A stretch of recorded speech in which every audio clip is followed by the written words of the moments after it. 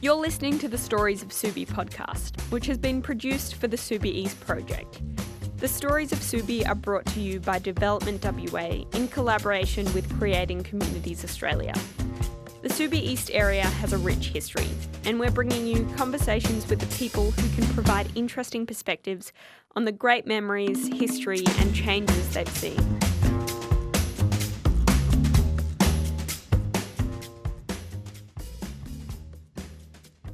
You had 3 children before your youngest was born. Can you tell me about the birth of your youngest child? Sure. We lived in Collie at the time. We were from Perth, but we'd moved to Collie. And then my youngest daughter was born in Collie. And as you've said, we had 3 other children. And Emma was born with spina bifida, and we were quickly whisked to Perth. And where we went to, first of all, we went to King Edward, and she was assessed there to see what she needed to have done. That was a really emotional day. You have a baby and you don't expect to be on a flying doctor and, you know, in a car park and then waiting, you know, from 12 o'clock at midday when she was born till 11 o'clock at night to meet people that you had never heard of before, neurosurgeons and neurologists, and talk about your brand new baby needed to have surgery the next day on her spine, which she had when she was about 19 hours old. And she was moved to Princess Margaret that night, the first night, and she had her operation the next day at Princess Margaret. And then a week later she developed hydrocephalus, which is excess fluid on the brain as a result of, you know, the earlier operation and the overall condition. So she had to go back and have more surgery. Can you tell me about what it's like to have a child who needs to go to hospital a lot throughout their childhood? It was really hard because we, as I said, we lived in Collie. We used to have to travel up for appointments and, you know, backwards and forwards with the other kids and, you know, pulling them out of school or leaving them with friends and, you know, bringing them up, dumping them there. All of a sudden, you know, your life is really turned upside down, and, you know, it was quite a difficult time. We ended up shifting back to Perth mainly because it was just too hard to manage the backwards and forwards, you know, and the services had to be obtained at Princess Margaret's. And, you know, this is just to tell you the sort of experiences we had the day Emma started school. We got a phone call from the school to say, oh, you know, Emma's really sick, you'll have to come to school. And she had to go to hospital that night and have another operation that night. And so between then and the time she was 17, she had 20 other operations on her head because of a blocked shunt. So we spent a huge amount of time there, and, you know, the impact on your family, I think you don't really think about it at the time because it's just part of your life and it's what it is. Did you have strong relationships with doctors because you had so much time? I did. We had very, very strong relationships with doctors and had very, very strong relationships with nurses on a particular ward. And some of them I still see 40 years later and, you know, who ask me how Emma's going.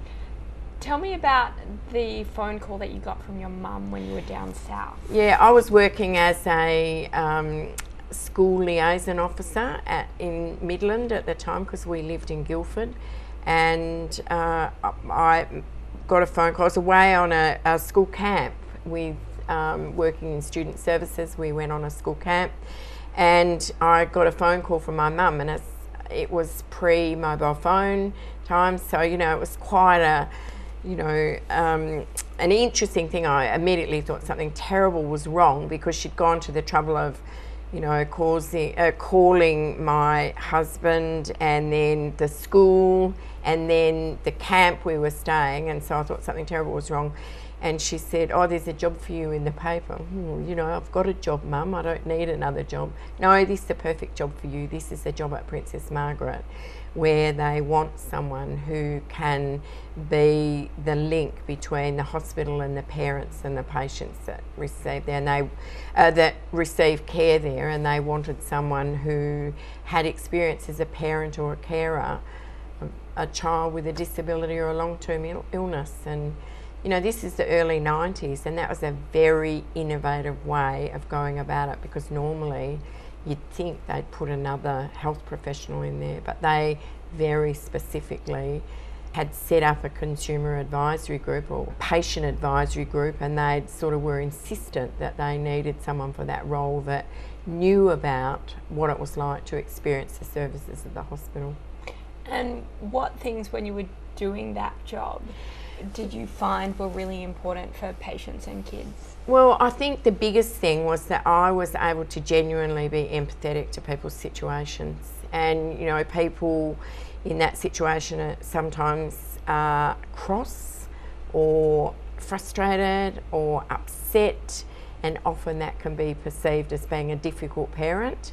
And so I was able to genuinely say to people, look, yeah, I know exactly how this is for you, and let's work together to see if we can sort it out. I'm really proud to say that, some of the things that we did improve services.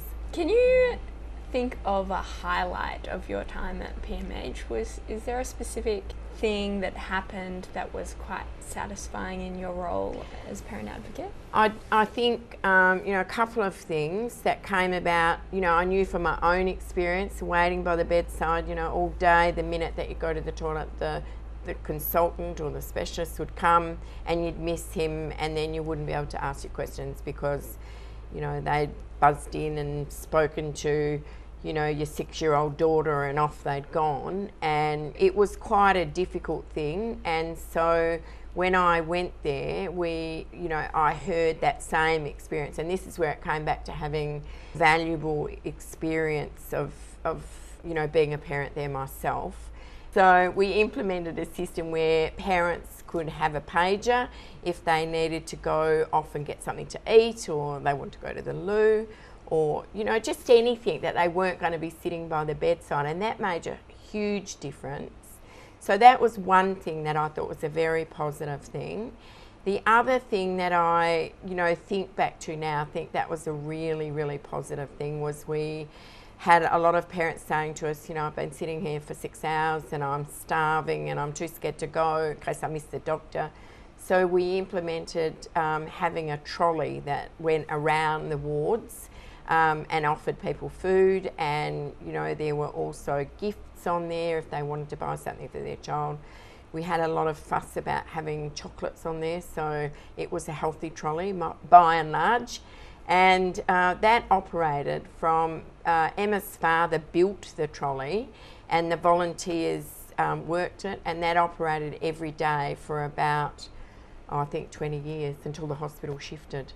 That was a really satisfying service that we implemented, very much based on my experience and the experience of a lot of other people, that had to sit by the beds and wait. Such a human approach to, I think so. When I think back now, it was quite innovative. And the other thing is that, it gave me an opportunity in a way to give back. My whole family is very grateful for the care that Emma received at Princess Margaret from numerous health professionals. I was able to give back as an employee and really use what I'd learnt. Yeah, I really have an emotional connection to PMH. I used to feel as though I owned a corner of the cafeteria there because we'd spent so much time there, and we just spent a lot of money for food for the other kids. Emma has huge memories of being there. It's been something that our whole family feels very connected to. I was very sad that it moved, but I understand that it needed to because it had sort of outgrown its use-by date. I think it's an exciting thing for us to be able to think that that was part of our history, but we've grown up now. Thanks for listening to the Stories of Subi podcast. It was created by Creating Communities Australia for Development WA.